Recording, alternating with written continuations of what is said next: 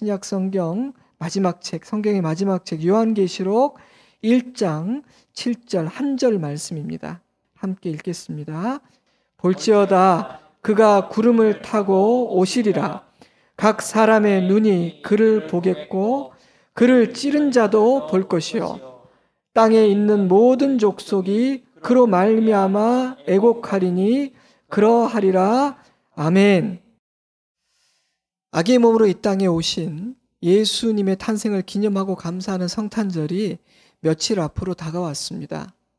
한 해를 마무리하고 새로운 해를 맞이하는 시간의 분기점이기도 하기에 성탄이 다가오는 연말이면 조금은 들뜨게 되기도 하고 한편으로는 진지해지고 비장해지기도 하는 것 같습니다. 많은 사람들이 헬스클럽에 등록하고 신앙인들은 성경 일독을 계획하는 그런 때이기도 하죠. 그런데 올해 성탄절은 예년과는 많이 다른 느낌이 듭니다.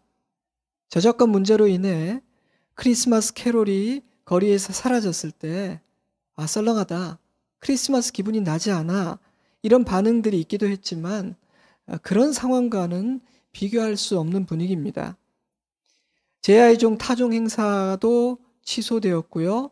송년회, 망년회 모든 모임을 취소하고 가족과 함께 조용히 보내는 것이 미덕이 되었습니다. 저희들 역시 각자의 가정에서 온라인으로 성탄 감사 예배를 드리게 될 것입니다. 올해는 이곳에 가득 모여 얼굴과 얼굴을 마주하고 그렇게 함께 예배를 드릴 수가 없습니다. 아쉬움이 큽니다. 언제까지 이래야 하지? 지치게 되는 순간도 없지 않습니다. 하지만 우리도 모르게 나의 삶과 생각에 덕지덕지 붙어버린 군더더기들을 하나하나 제거하고 정말 중요한 것들만 남기려 하시는 하나님의 깊은 뜻이 계심도 느끼고 있습니다. 교정하시는 시간, 정돈하시는 시간, 마지막을 준비하게 하시는 시간, 그런 시간을 보내고 있다고 저는 생각됩니다. 모든 것이 아버지의 뜻대로 되기를 바랄 뿐입니다.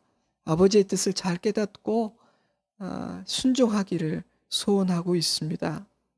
때문에 올해 성탄을 맞이하는 저의 마음은 예년과는 많이 다른 것 같아요.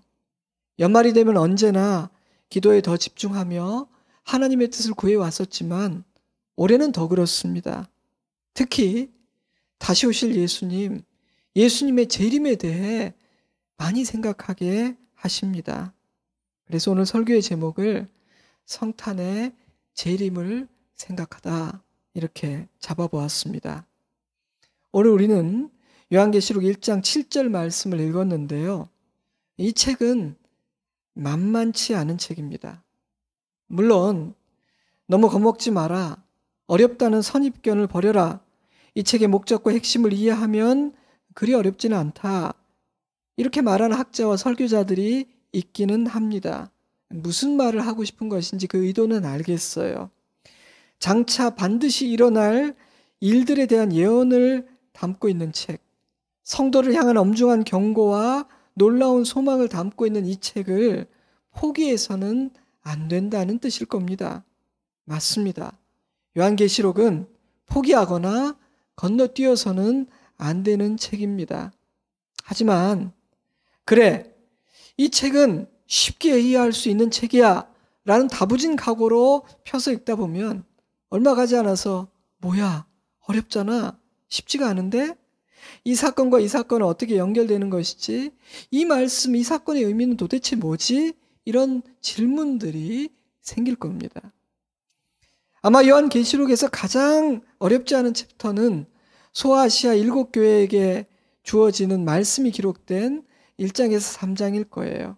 그리고 그 이후부터 주어지는 계시와 예언들은 쉽지가 않습니다. 그도 그럴 것이 그 누구도 본 적도 경험한 적도 없는 미래의 일들이며 수많은 비유와 상징으로 말씀하시기 때문입니다. 천년왕국, 대환란, 휴거, 백보자 심판, 아마겟돈 전쟁, 계시록에 기록된 사건들이 언제 어떤 순서로, 어떤 모습으로 성취될지, 등장인물과 숫자들의 의미는 무엇인지 그 누구도 정확하게 알지 못합니다. 우리는 그저 전후의 문맥과 성경 전체의 흐름 안에서 겸손하고 조심스럽게 해석하고 성령 하나님께서 우리의 눈을 열어 깨닫게 해주시기를 기도할 뿐이죠. 말씀을 대할 때는 언제나 그래야 되지만 특히 우리의 경험과 지식을 넘어서는 말씀을 다룰 때에는 더욱더 주님의 도우심이 필요하기 때문입니다. 때문에 이 책에 기록된 모든 일들이 반드시 성취될 것이란 사실에는 모두가 동의하지만 각각의 사건들의 구체적인 내용과 시기와 순서, 또한 등장인물들과 숫자들이 의미하는 바에 대해서는 그 어떤 학자도 그가 정상적인 사람이라면 나의 해석이 정답이다 이렇게 말하지는 않습니다. 각각의 해석에는 강점과 약점이 분명하기에 이 책의 모든 말씀을 단 하나의 모순도 없이 완벽하게 풀어내지 못하기 때문입니다. 때문에 이 책을 대하는 태도는 겸손이어야 합니다. 지나친 확신, 단정 짓는 가르침, 경계해야 하는 것이죠. 하지만 분명한 사실은 내가 얼마나 이해하는지와는 관계없이 이 책에 기록된 모든 일들은 반드시 일어난다는 사실입니다. 또한 우리가 알고 지킴으로 마지막 날을 준비하기에 충분한 정보가 이 책에 담겨 있다는 사실입니다. 그러므로 이 책의 일부가 아닌 전부를 읽는 경험은 굉장히 중요합니다. 한 번에 다 읽으려, 다 이해하려 하지는 마시고 그냥 한번 쫙 읽어보세요. 그리고 마음에 주시는 중요한 메시지만을 붙들면 됩니다. 그런 다음 중요하고 의미 있는 사건들을 하나하나 차근차근 배우고 깨달아가면 됩니다. 이 책은요, 단 한 번으로 꿰뚫어버리고 한두 번 읽음으로 온전하게 이해할 수 있는 그런 차원, 그런 수준의 책이 아니기 때문입니다. 오늘 저는 요한계시록에 기록된 중요한 사건들 중에 예수 그리스도의 다시 오심, 그분의 재림에 대해 묵상하고자 합니다. 예수님의 재림은 신구약 성경 모두가 반복하여 확언하고 있는 미래의 사건 중 하나입니다. 뿐만 아니라 하나님의 모든 말씀과 구원의 완성을 이루는 중요하고 의미 있는 사건이죠. 때문에 이 일에 대해서는 의문의 여지가 없습니다. 그 어떤 토를 달 수도 없어요. 이 일은 이루어집니다. 만약 여러분이 예수님의 초림, 즉 성탄을 믿는다면 예수님의 재림 또한 믿어야만 합니다. 나는 성탄만 믿을래요. 재림은 왠지 판타지 같아서요. 그것은 엄청난 모순이에요.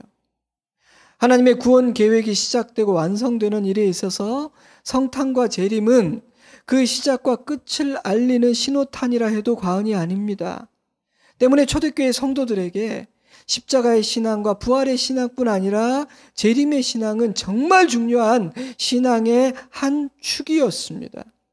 그들에게 재림의 소망은 현실 도피적인 신앙이 아닌 소망과 담대함의 원천이었습니다.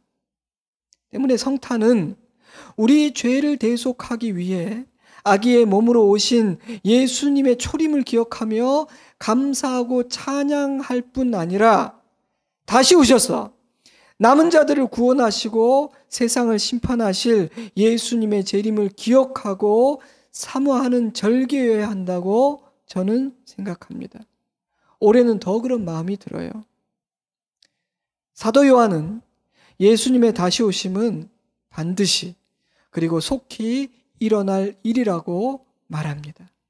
요한계시록 1장 1절 예수 그리스도의 계시라 이는 하나님이 그에게 주사 반드시 속히 일어날 일들을 그 종들에게 보이시려고 그의 천사를 그 종 요한에게 보내어 알게 하신 것이라.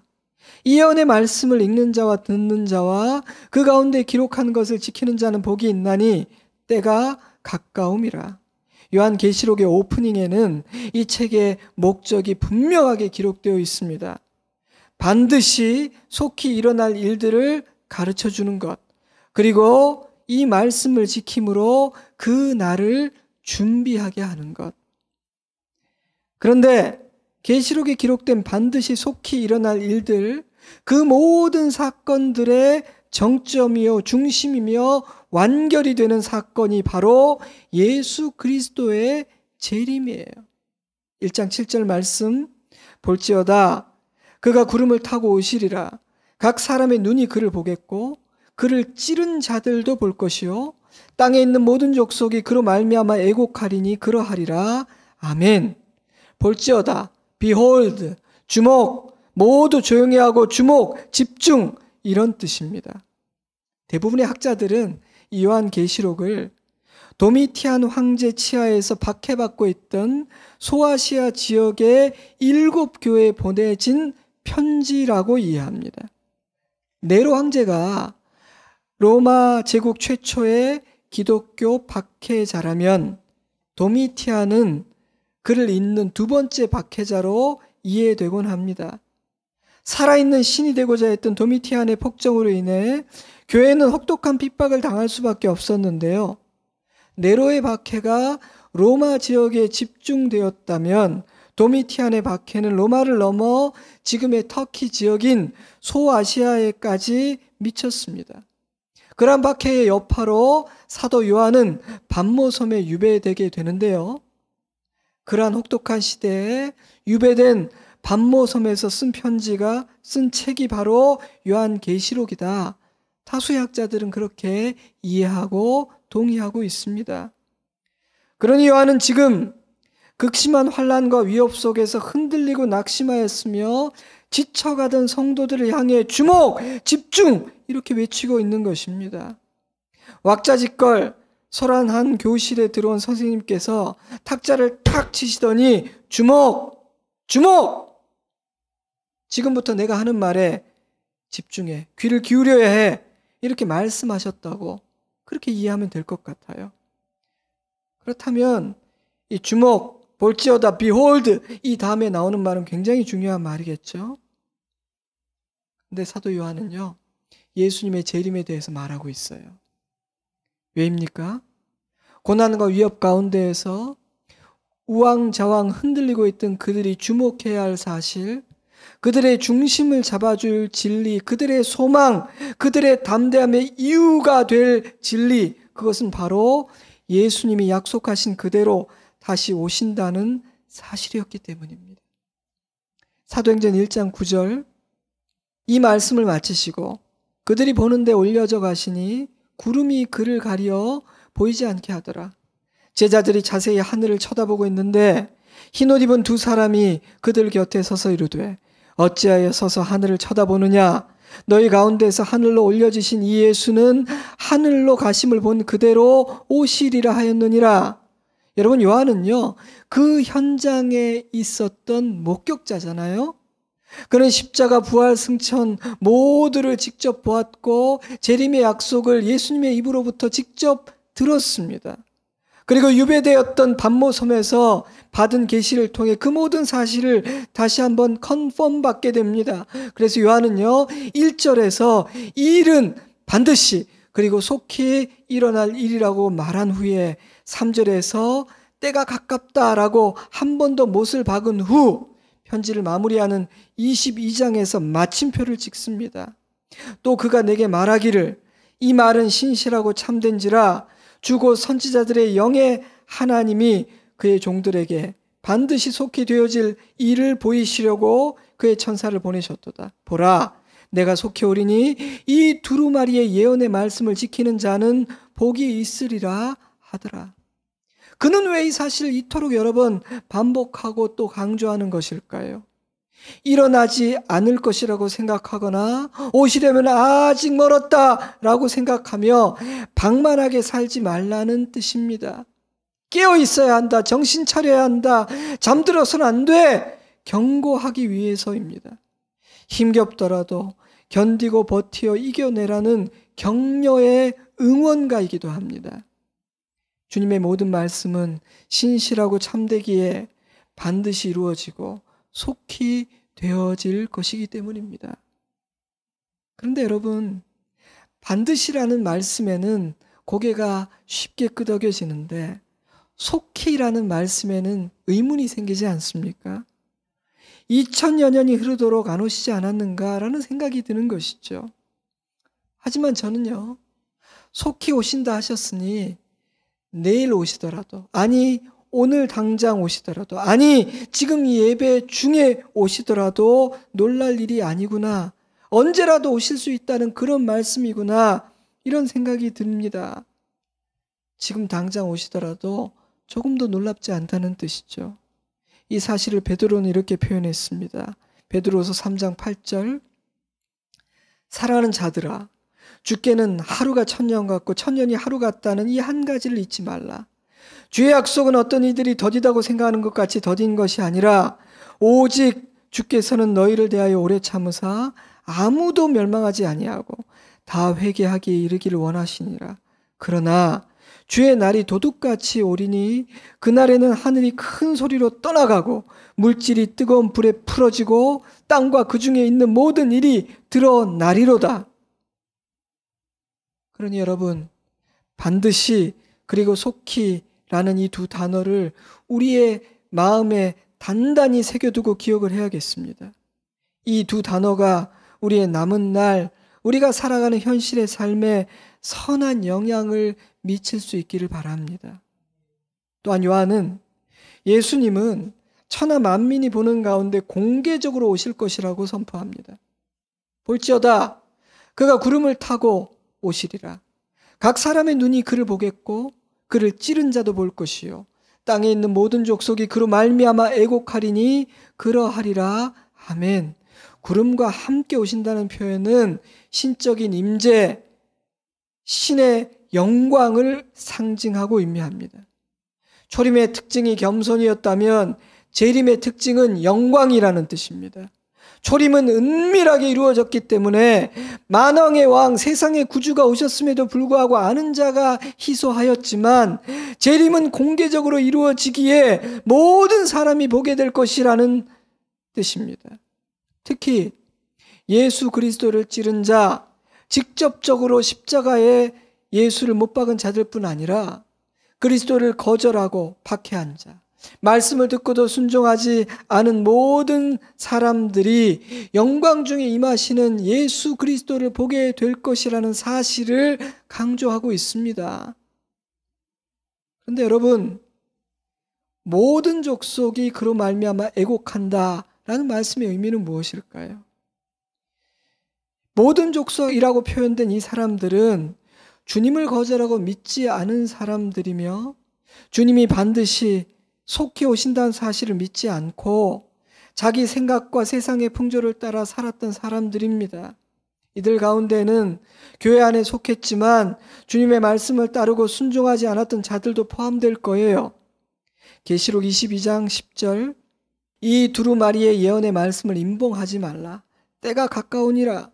불의를 행하는 자는 그대로 불의를 행하고 더러운 자는 그대로 더럽고 의로운 자는 그대로 의를 행하고 거룩한 자는 그대로 거룩하게 하라. 보라, 내가 속히 오리니 내가 줄 상이 내게 있어 각 사람에게 그가 행한 대로 갚아주리라. 애곡하는 자들이 누구냐 하면요, 이 말씀을 믿지 않고 무시하다가 주님이 오신 그날에야 비로소 기억해낸 사람들입니다. 그러니 그들의 애곡은요, 후회의 눈물이고 두려움의 눈물일 거예요. 왜냐하면 이제 곧 하나님의 재판장으로 소환될 것임을 알기 때문입니다. 그런데 계시록에는 이 애곡하는 자와 다른 사람들도 등장합니다. 이기는 자들입니다. 이기는 자. 이들은 승리자이며 극복한 자이고 정복자입니다. 하나님은 끝까지 믿음을 지킨 충성되고 신실한 이 이기는 자들은 새하늘과 새 땅을 상속받게 된다고 선포하십니다. 주님께서 그들이 흘린 모든 눈물을 친히 다 닦아주시고 그들은 하나님의 자녀로서 아버지의 나라에 들어가게 됩니다. 하나님은 이 말씀을 받는 모든 자들이 애곡하는 자가 아니라 이기는 자 되기를 간절히 원하십니다. 그것이 반모섬에 유배된 요한에게 환상과 계시로 말씀하시고 이 책을 기록하신 이유죠. 그러므로 여러분, 성탄을 앞둔 지금 예수 그리스도의 다시 오심, 그 재림을 생각하고 묵상하고 사모하는 것은 굉장히 의미 있는 일입니다. 그렇다면 우리는 예수님의 재림을 어떤 자세, 어떤 마음으로 맞이해야 될까요? 첫째로 우리는 예수님의 다시 오심을 준비해야 합니다. 이것은 개인적인 차원의 일입니다. 이미 충분히 나눈 것처럼 재림은 반드시 그리고 속히 이루어질 일입니다. 그런데 이 다시 오심에 관계하여 예수님께서 그리고 성경 전체가 가장 많이 강조하고 있는 사실은 그때와 시는 누구도 알지 못하고 주님은 도적같이 오실 것이라는 사실이에요. 마태복음 24장 42절, 그러므로 깨어있으라, 어느 날에 너희 주가 임할는지 너희가 알지 못함이니라. 만일 집주인이 도둑이 어느 시각에 올 줄을 알았더라면 깨어있어 그 집을 뚫지 못하게 하였으리라. 이러므로 너희도 준비하고 있으라. 생각하지 않은 때에 인자가 오리라. So you also must be ready, because the Son of Man will come at an hour when you do not expect him. 왜 준비해야 할까요? 왜 준비하는 일이 중요할까요? 주님은 우리가 예상하지 못한, 오늘쯤 오시겠구나라고 기대하지 않은 뜻밖의 순간에 오실 것이기 때문입니다. 세상 사람들은 물론이고 많은 그리스도인들조차 예수님의 재림을 기대하지도 소망하지도 않는 것을 봅니다. 만약 그렇다면 예수님이 오실 가능성이 굉장히 높습니다. 조금 전 읽은 그 말씀에 의하면 말입니다. 그러므로 만약 저와 여러분이 성탄뿐 아니라 재림도 믿는다면 우리는 재림을 준비해야 됩니다. 예수님 맞을 준비해야 합니다. 예상치 못한 순간 주님이 오신다 할지라도 당황하거나 부끄럽지 않도록 주님을 닮아가야 하며 우리가 수없이 읽고 듣고 배운 그 말씀을 따라 살아야 합니다. 나의 가치관과 언행이 주님 앞에서 책망받고 부끄러움 당할 만하지는 않은지를 살펴보아야 합니다. 그것은요, 단지 내가 교회에 속해 있다고 저절로 되는 일은 아닙니다. 때문에 요한계시록을 연구하는 학자들은 이렇게 권면해요. 요한계시록을 읽을 때 기억해야 할 가장 중요한 전제는 언제 어떤 모양으로 이런 일들이 벌어질까를 따지는 것이 아니라 이 말씀은 내 현실의 삶에 어떻게 적용이 되는가, 나는 어떻게 순종하고 어떻게 살아가야 하는가라는 사실이다. 왜냐하면 이 책은 종말에 일어날 일들에 대한 우리의 호기심을 충족시키기 위해서 쓰여진 것이 아니라 그 날을 맞이할 준비를 하게 하기 위해 쓰여졌기 때문입니다. 애곡하는 자가 되지 않고 이기는 자가 될 수 있도록 돕기 위해 쓰여진 책이기 때문입니다. 조금 전 읽어드린 베드로후서의 말씀을 계속해서 이어서 읽어드릴게요. 이 모든 것이 이렇게 풀어지리니 너희가 어떠한 사람이 되어야 마땅하냐? 거룩한 행실과 경건함으로 하나님의 날이 임하기를 바라보고 간절히 사모하라. 그날에 하늘이 불에 타서 풀어지고 물질이 뜨거운 불에 녹아지려니와 우리는 그의 약속대로 의가 있는 곳인 새하늘과 새 땅을 바라보도다.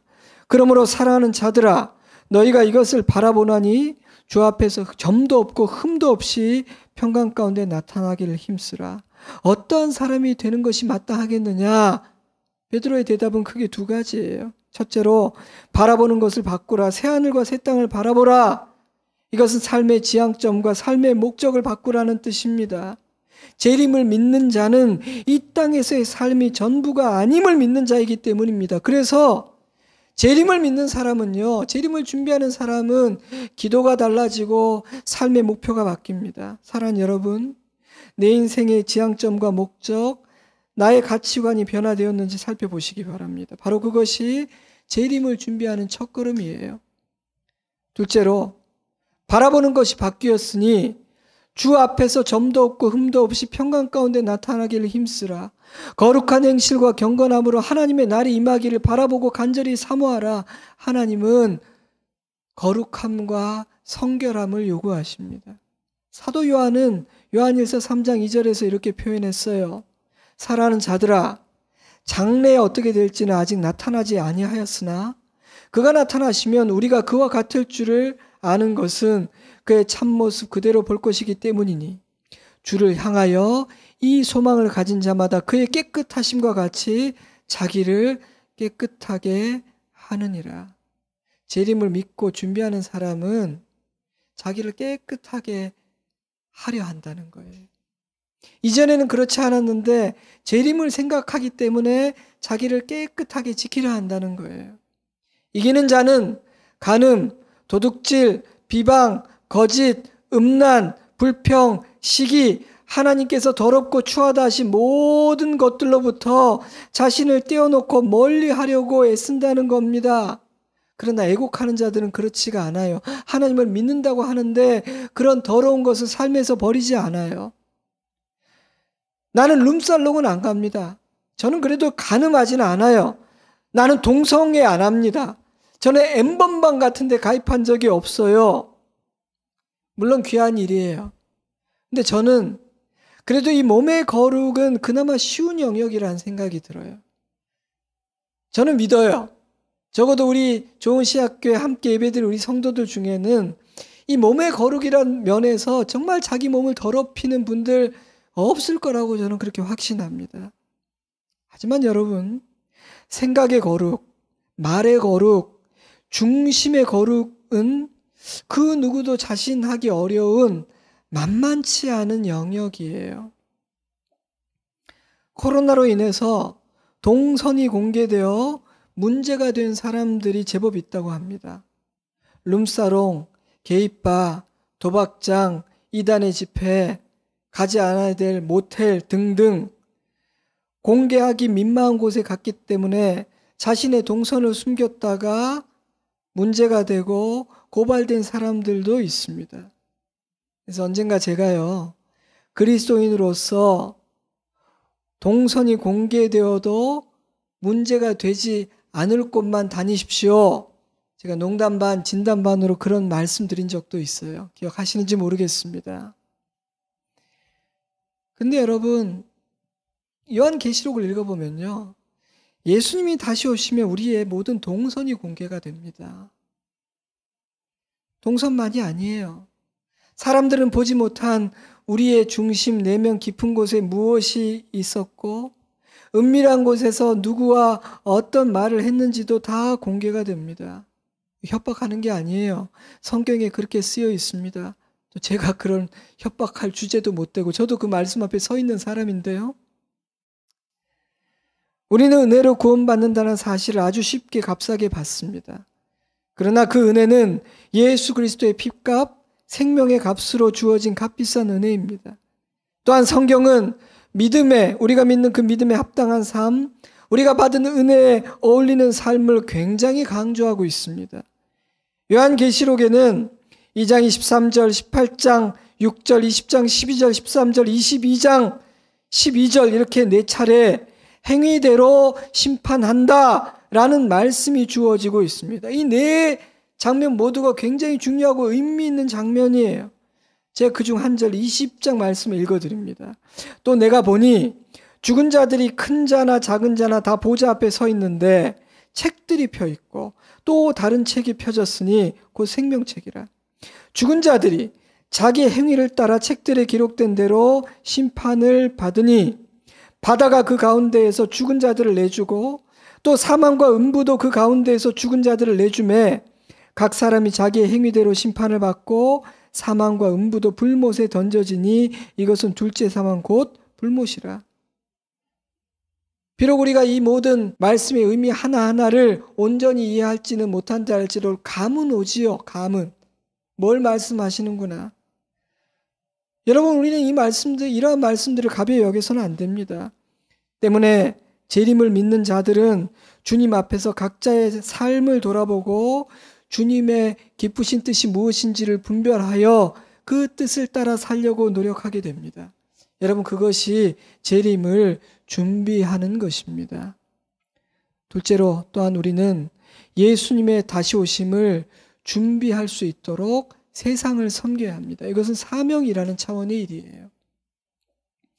재림은 반드시 그리고 속히 이루어질 일이지만 많은 사람들이 이 사실을 믿지 않을 거예요. 그래서 남은 자, 이기는 자는 소수이고 애곡하는 자는 많은 거예요. 생명의 길이 넓을 필요가 없어서 그 문도 작고 그 길이 좁은 겁니다. 누가복음 17장 26절 노아의 때에 된 것과 같이 인자의 때에도 그러하리라. 노아가 방주에 들어가던 날까지 사람들이 먹고 마시고 장가들고 시집가더니 홍수가 나서 그들을 다 멸망시켰으며 또 롯의 때와 같으리니 사람들이 먹고 마시고 사고 팔고 심고 집을 짓더니 롯이 소돔에서 나가던 날에 하늘로부터 불과 유황이 비오듯 하여 그들을 멸망시켰느니라. 그러므로 여러분, 재림을 믿고 준비하는 사람들은요, 한 사람이라도 더 다시 오실 예수님을 맞이할 준비를 할 수 있도록 세상을 섬기고 사람을 섬기게 됩니다. 증인으로 살고 사명자로 살아가게 돼요. 하지만 제가 생각하기에 그 섬김은 띠를 두르고 예수 천당 불신 지옥이라고 외친다거나 세상을 향해 경고하고 정죄하는 의롭고 교만한 자세는 아닌 것 같아요. 세상을 향해 경고를 날리기에는 거듭나서 예배드리고 있는 우리들이 입고 있는 옷이 더럽고 초라하다는 생각이 들기 때문입니다. 안타깝지만 하나님 앞에 우리들도 참 부끄러운 존재거든요. 다만 예수 그리스도의 십자가 보혈을 믿기 때문에 그 의로움을 덧입었을 뿐이지 우리의 중심과 삶은 아직도 부끄럽잖아요. 때문에 우리는 사람의 의가 아니라 예수 그리스도의 십자가의 복음을 증언하고 하나님의 의를 증언해야 합니다. 또한 세상과는 전혀 다른 방법인 사랑과 희생과 낮아짐을 통해 이 세상이 존귀하신 그 주님을 볼 수 있도록 도와야 합니다. 엎드려 기도함으로 세상을 섬겨야 합니다. 사람의 몸을 입고 겸손히 이 땅에 오신 예수 그리스도의 탄생을 기억하고 기념하고 찬양하고 감사하는 이 성탄은 그렇게 세상을 섬기기에 참 좋은 기회입니다. 그러니 이 성탄의 시즌에는요, 우리가 성탄을 기뻐하기도 해야 되지만 영혼을 품고 눈물로 기도해야 하는 때이기도 해요. 다시 오실 예수님을 맞이할 수 있도록 내가 어떻게 세상을 섬기고 가족을 섬기고 이웃을 섬길까 고민해야 될 때이기도 합니다. 무엇보다도 우리는 세상과는 다른 변화되고 새로워진 우리의 삶, 우리의 언행을 통해 내가 믿고 예배하고 찬송하는 그 하나님이 얼마나 귀하고 아름다운 분인지, 얼마나 놀라운 사랑을 가지고 얼마나 놀라운 인자와 긍휼로 우리를 품고 계시며 붙들고 계신 분이신지를 이 세상에 보여주어야 합니다. 그러므로 자기 자신이 스스로 그 예수님의 재림을 준비하는 사람만이 다른 이들로 하여금 재림을 준비할 수 있도록 도울 수가 있습니다. 내가 재림을 준비하는 자가 될 때 비로소 우리는 세상이 재림을 준비할 수 있도록 그 예수님의 오실 길을 예비하는 자가 될 수 있다는 뜻입니다. 저는 코로나로 인해 온 세상이 어려움을 겪고 있는 이 시대야말로 예수 믿는 그리스도인들의 차별성을 보여줄 수 있는 최적기라는 생각을 합니다. 교회와 우리 그리스도인들이 세상과 다른 방법, 다른 자세를 취하면 우리가 믿는 그 아름답고 선하시고 인자하시고 자기 아들을 아끼지 아니하고 내어주신 그분을 향해 마음을 여는 자가 생길 거라고 저는 확신합니다. 이 시대는 주님을 믿는 것 같았지만 주님을 떠나는 이들도 많이 생길 것이고 정말 주님께로 돌아오지 않을 것이다, 하나님께 마음을 열 리가 없다 라고 생각하는 사람들 중에 주님 앞에 굴복하고 돌아오는 자들도 생기므로 정돈이 되고 정리가 되어 남은 자들이 추스려져 하나님의 공동체를 이루고 예수 그리스도를 맞이할 그 재림의 공동체를 이루는 그러한 마지막 때이기 때문입니다. 그러니 사랑하는 성도 여러분, 우리의 남은 삶을 통해 한 사람이라도 더 오실 예수님을 맞이할 준비를 할 수 있도록 섬기는, 사람을 섬기고 세상을 섬기는 그런 은혜가 우리에게 있기를 주님의 이름으로 축복합니다. 마지막 세 번째로 우리는 재림을 사모해야 합니다. 이것들을 증언하신 이가 이르시되 내가 진실로 속히 오리라 하시거늘 아멘. 주 예수여 오시옵소서.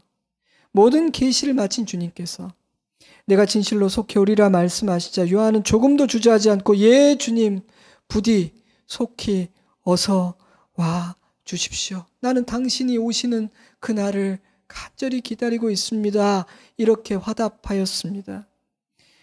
저는 분명 이 편지를 받아 읽고 듣는 모든 성도들 또한 요한과 똑같은 고백을 했을 거라고 확신합니다. 그들은 이 땅에 소망을 두지 않았기 때문입니다. 그들은 이 땅에 미련이 없었습니다. 그들은 이 땅에서 열심히 살기는 하였지만 새 하늘과 새 땅을 소망하고 사모하였기 때문입니다.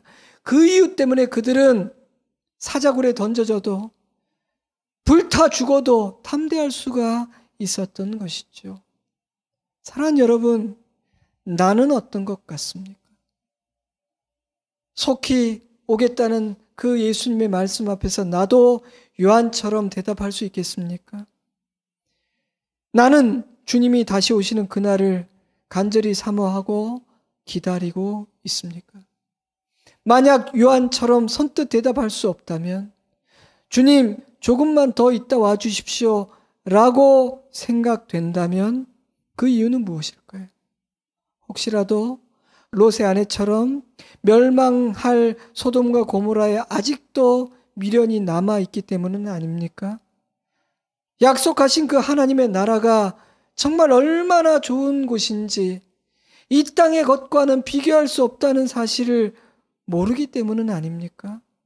만약 그런 이유들이 아니라면 왜 나는 예수님 다시 오시는 그 날을 사모하지 않는 것일까? 각자 한번 생각하고 답을 구해보시기 바랍니다. 제 생각에 납득할 수 있는 유일한 이유는 하나님, 내 가족이 아직 다 구원받지를 못했어요. 그 이유 하나밖에 없는 것 같아요. 하지만 여러분, 저는 그 이유조차도 주님의 주권 앞에 내려놓고 맡겨야 한다고 생각합니다. 그리고 이렇게 기도해야 된다고 생각해요. 주님 아멘입니다. 주님 어서 오십시오. 주님의 나라를 이루어 주십시오. 하지만 주님, 살아난 내 가족과 친구들을 주님 오시기 전에 꼭 구원해 주십시오. 이렇게 말입니다. 사랑하는 성도 여러분, 예수님의 다시 오시는 그날을 사모하는 저와 여러분이기를 주님의 이름으로 축복합니다. 말씀 뵙겠습니다. 성탄을 맞이하는 이때 우리는 다시 오실 그 예수님을 묵상하였습니다. 예수님의 초림으로 재림의 시계는 움직이기 시작했습니다. 예수님은 반드시 오실 것이며 속히 오실 것이며 공개적으로 오실 것입니다.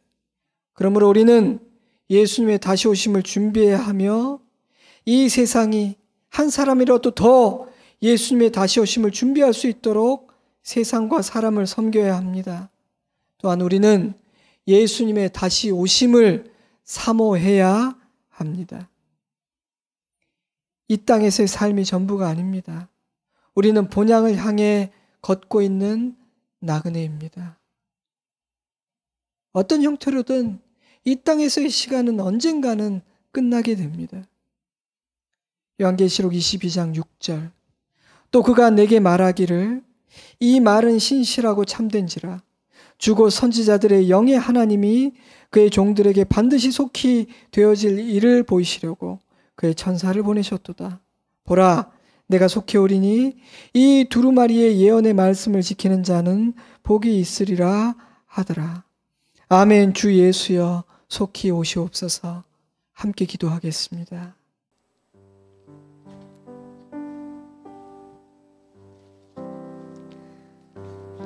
사랑하는 성도 여러분, 성탄을 믿으십니까? 성탄이 믿어집니까? 그러면 재림도 믿어야 합니다. 성탄이 감사합니까? 그렇다면 재림을 소망해야 됩니다. 이것은 뗄 수 없는 연결된 사건입니다. 주님은 반드시 속히 오실 것입니다. 여러분, 오늘 이 아침 이 성탄의 계절에 우리는 재림을 생각했는데요. 주님께서 우리 각자에게 주신 메시지와 도전을 기억하면서 성령께서 이끄신 대로 누가 듣지도 않잖아요. 가정이니까 진실하게 소리내어서 잠시 기도하겠습니다. 기도합니다. 아버지 하나님, 아버지 하나님, 아버지 하나님, 아버지 하나님, 아버지 하나님, 주여.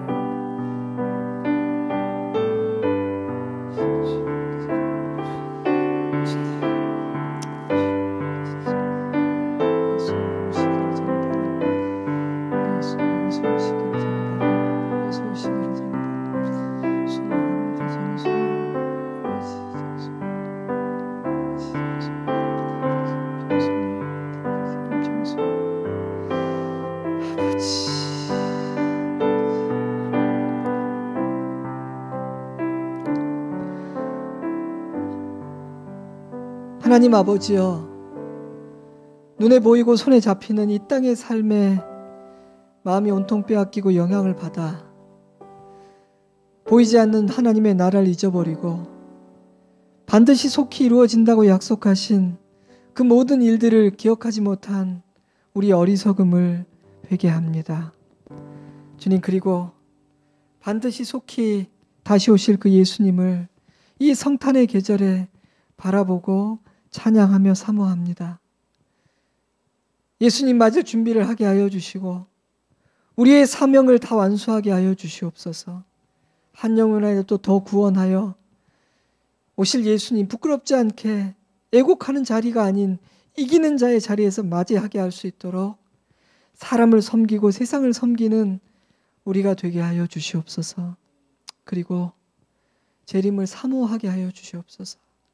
우리의 기도의 불꽃이, 재림을 사모하는 기도의 불꽃이 아버지의 보좌에 상달되게 하셔서 주여 속히 오시옵소서. 주여 속히 오셔서 이 땅을 통치하시고 온전케 하여 주시옵소서. 우리를 죄와 사망으로부터 정말 온전히 티끌없이 자유하게 하여 주시옵소서. 이번 한 주간, 성탄의 주간, 주님을 더 깊이 묵상하고 우리 성탄 감사 예배 온 가족이 함께 드릴 수 있기를 원하며 예수님 이름으로 기도드리옵나이다. 아멘.